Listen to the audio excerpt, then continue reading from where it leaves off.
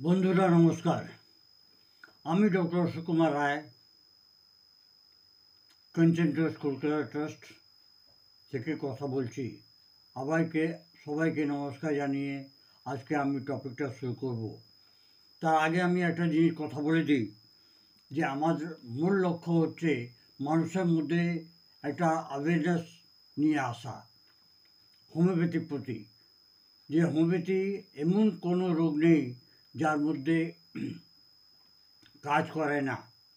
Homeopathy সব রোগকেই সারাতে পারে, কিন্তু ব্যাপারটা হচ্ছে আমাদের কিছু সমস্যার জন্য আমরা কিন্তু সবচেয়ে আগে অন্য মেডিসিনের দিকে পালাই, যাতে তাড়াতাড়ি আমরা ভালো হয়ে যাই।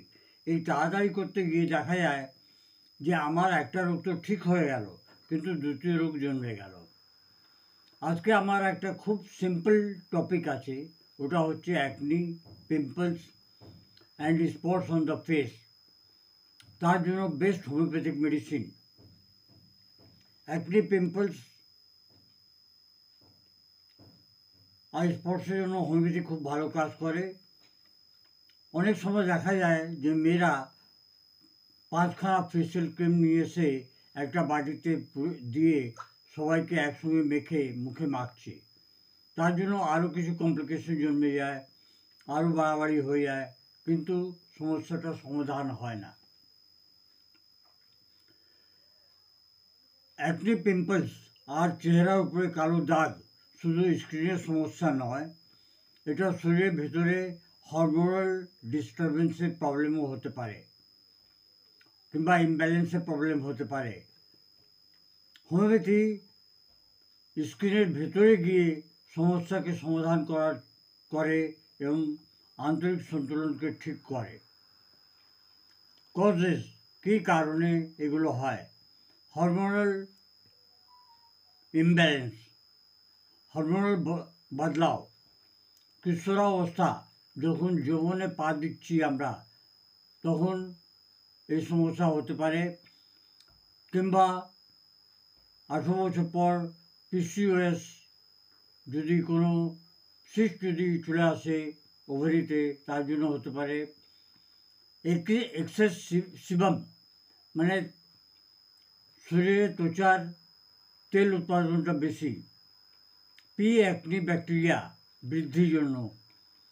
স্টেরয়েড ক্রিম, অয়েলি কসমেটিক্স এগুলো ইউজ করার জন্য।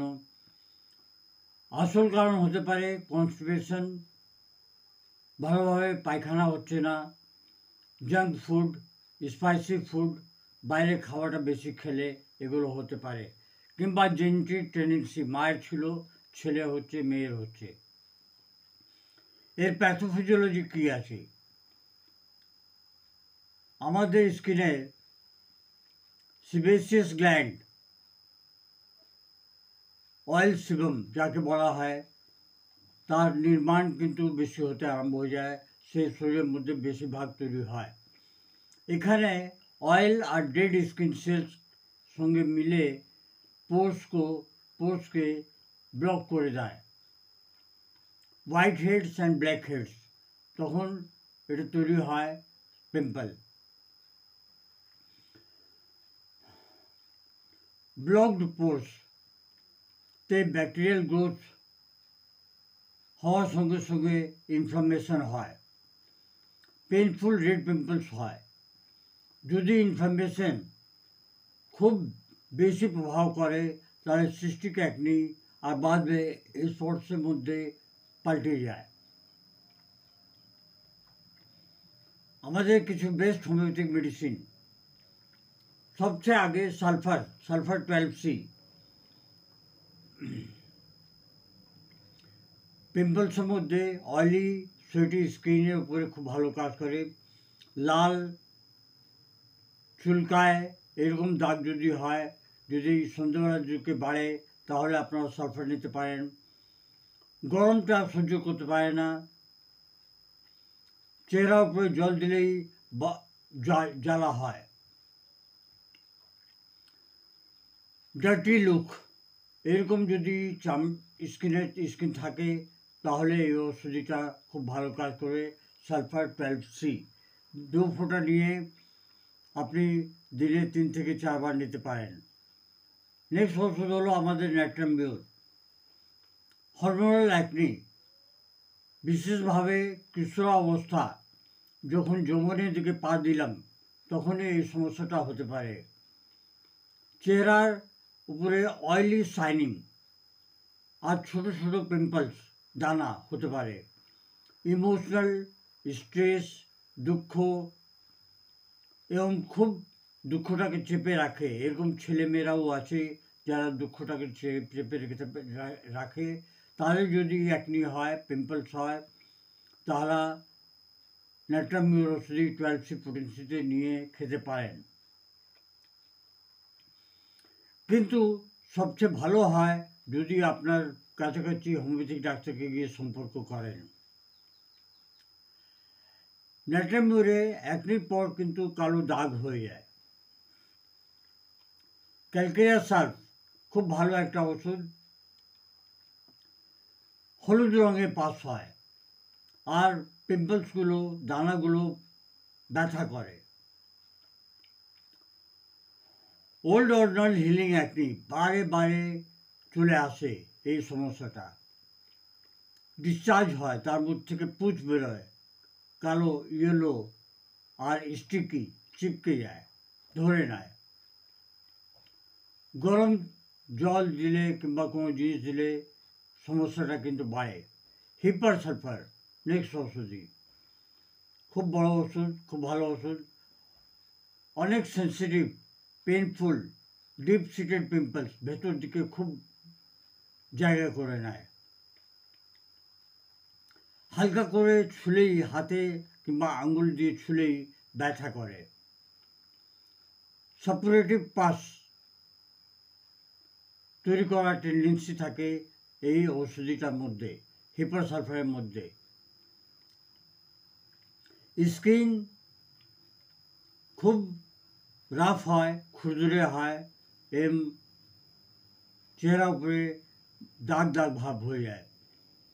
তাহলে হিপার সালফার ওষুধি 12C পোটেন্সিতে দিনে 2 থেকে 3 বার আপনারা নিতে পারেন।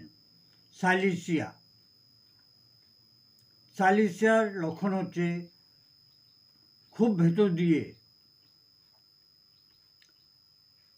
আমাদের হাড্ডির মতন হার্ড নোডুলার অ্যাকনি বেরোয়, কড়া হয়, বারে বারে এই পাস ফর্মেশন হয়। উইক ইমিউনিটি, ঘাম খুব বেশি হয় পায়ের তলায়, আর ঠান্ডা খুব ফিল হয়। সাইলিসিয়া 12C পোটেন্সিতে আপনারা দিনে 2 থেকে 3 বার নিতে পারেন, এটা খুব ভালো একটা ওষুধ। বারবেরিস অ্যাকুইফোলিয়াম, বারবেরিসের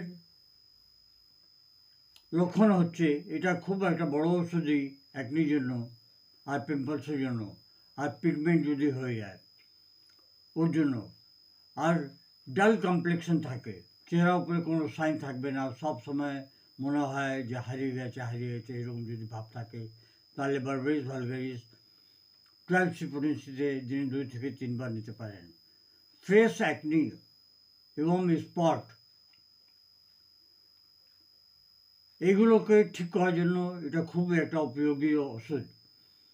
বারবেরিস অ্যাকুইফোলিয়ামকে আপনি মাদার টিংচার নিয়ে 2 ফোঁটা আপনি হাফ কাপ জলের মধ্যে ফেলবেন, আর সেই জলটাকে তুলো দিয়ে মুখে পরিষ্কার করবেন, দেখবেন আপনার দাগ কিন্তু 15 থেকে 20 দিনের মধ্যে কমে যাবে। আসুন আগে যাই আমরা। এবার হচ্ছে পালসিটলা।